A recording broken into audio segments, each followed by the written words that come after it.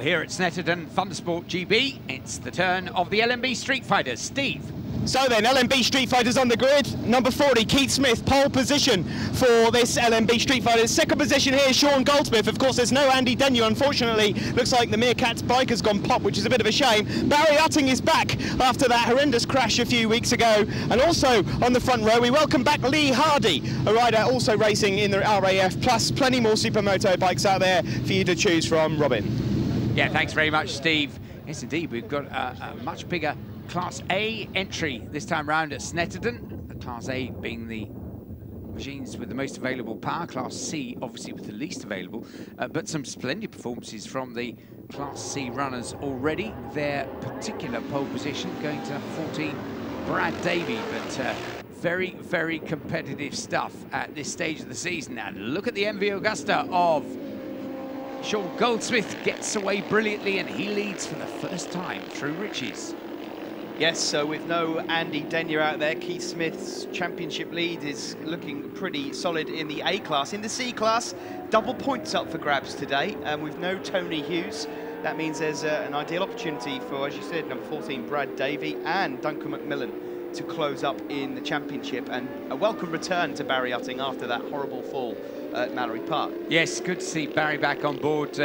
He's had a good and lengthy career in racing, and it's such a rare thing to see Barry go down the bike. Oh, somebody going a little AWOL there, but that won't worry the Street Fighters. A lot of them have off-road background. Yes, Barry Utting, a superb racer over the years, and as I say, not one to lay the machine down. It was an unfortunate incident back at Mallory Park, but thank goodness, not just back on the machine, but back to his winning ways. Really has been on it this weekend. There we see Duncan McMillan, number 7, who is a pilot, not an RAF pilot. He's on the passenger side of things, but yes, a regular flyer who prefers to spend his weekends doing something much more docile. It's knitting, or is it Street Fighter racing? Yeehaw! There's Duncan. Yeah, he's just up behind Nigel Davis there, but there's Keith Smith going through. He's leading ahead of Lee Hardy, who's got himself a great start. Sean Goldsmith in 3rd, ahead of Dave Milling. And there's that familiar flat-on-tank riding style of Barry Utting through Riches.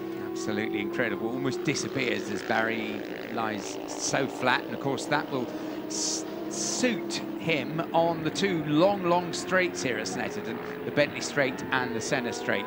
At Mr. Potato Head up the front, Smithy into Agostini's. There goes Lee Hardy then. Good to have Lee back in the Thundersport paddock. And Sean Goldsmith, the 2010 Street Fighter C champion, out there on an A machine this year on his road bike, the MV Augusta. Dave Milling just behind him, a rider who did very well at Cadwell Park not so long ago. But at the front here, Keith Smith really extending his advantage in this dry race on his Aprilia Tuono. It's interesting, isn't it? Very rare in these races to get such a dominant lead at the front, but he really has got away as Keith at the moment.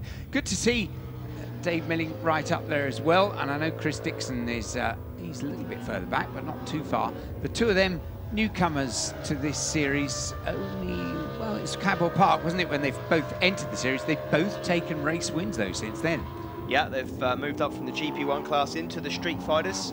Just a set of flat bars on your machine will soon sort that out, and there you can see him just putting a bit of pressure on Lee Hardy, struggling to keep the front wheel down on the exit of Murray's and back onto the Senna Straight, but I don't think either of them are going to be able to keep up with Smithy up at the front. There is number 17, it's Rob Norman. Rob is round about 2nd or 3rd in the Street Fighter B class at the moment. He's got a good battle on.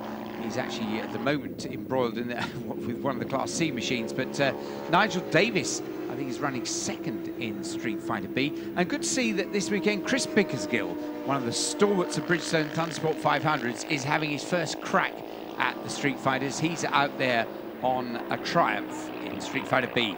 Yeah, good to see Chris out there, a former Thundersport 500 rider. We've just seen shots there of number 86, Gary Cook, also currently running up ahead of Rob Norman and Duncan McMillan. Brad Davey still in 2nd, and it looks like Keith Warren, number 115, currently sitting in 3rd spot in the C class. And there's Barry Utting comfortably leading Class B and still wanting to get in there and mix it with Class A's, just behind Sean Goldsmith as Keith Smith up ahead in the lead, comes through Nelson's down towards the bomb hole and onto Corum's. He's nearly got himself a 200-point lead in this championship. And, well, considering you can drop a round, of course, in the championship, your worst round, Keith Smith's going to struggle to find one to drop because they've all been pretty good. And he's not really had a standout championship competitor this year. All riders have kind of attended maybe 4 or 5, but not all of them. A little bit further back there, Sean Goldsmith, probably the most likely to challenge for second overall. Steve Bradbury's another rider that's up there for it. But Barry Utting, similarly, in Streetfighter B, Robin, the defending champion. Currently, well, Rob Norman, as you mentioned, will lift himself up to second overall, but he'll be about 270 points behind. Yep, it's up to them to raise their game. Barry will keep cracking in the excellent performances. I think he was going potentially for a 100% finish this year and a 100% win, but of course that accident at Mallory Park put paid to all that. But just so good to see him back on the bike and back on form as Keith Smith. You know, Keith's not the tallest rider in the world, and that is one big bike, and he just seems to be able to handle it around particularly the twisty bits as though it were a much smaller, nimbler machine. Yeah, it's incredible. They are really heavy bikes as well. And Jamie Wilkins, if you remember from last season, before he moved on to his Suzuki GSX-R, he had the 200, and he told me that it was a bit of an animal, and he was a tall lad. But Keith Smith, well, he's as short as you like, and he does very well to manage that bike around. Here he is then, coming through Brundle and Nelson, and now up towards the bomb hole. Of course, he does have to have a team of people ready to catch him when he comes into pit lane, because he can't actually get his legs to touch the ground on either side of the machine. Oh, that's all right. It is great teamwork, and he certainly appreciates it, and a stepladder.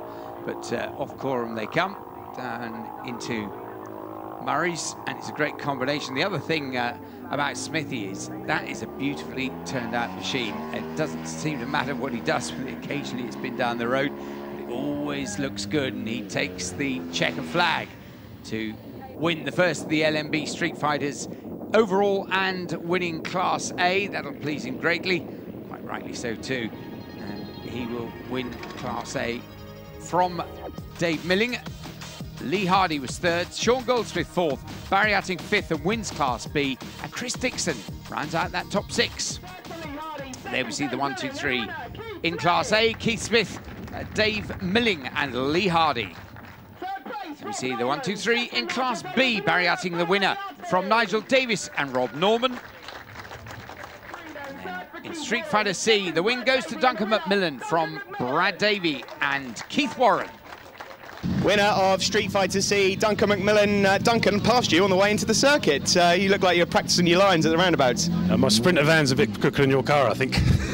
A great race out there, though. You must be chuffed with 25 points. Oh, well, it's double points for us today, 50 points. Did a track there Tuesday, got used to the track.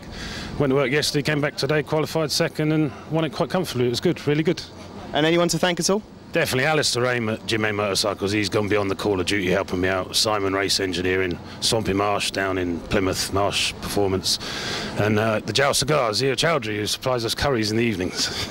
Oh, always sounds good, that one. We'll move on to Street Fighter B winner Barry Utting. Barry, a massive crash for you a round or two ago, and it looks like you've had to fork out for a new set of leathers. Yeah, I've just bought them on Friday because I didn't realise my other ones was badly damaged. Massive crash, though. You must be pleased to be back on the saddle. Yeah, it's okay. I hurt my shoulder, but it's not too bad, really. So, any thanks to Penrith, etc.? Yeah, Penrith Motorcycles always, we always prepare a good bike. All right, well done to you, Barry. Move on to race winner, the last man on our conveyor belt, a cuddly toy. Keith Smith, a great win out there. With no Denya, you've got no one to play with by the looks of things. Yeah, a bit of a shame today. We had some good racing yesterday, but Andy gifted me a win yesterday by falling off with Chris Dixon. It's a shame he's not out there, he's blown his engine, but obviously I've just got to come out and race and try and get some points without him. And plenty of thanks. Yeah, can I say thanks to all lads at Premier Bikes, lads at Trimesh for straightening my bike when I crash, and Vicky Riddle for doing my pit boards today.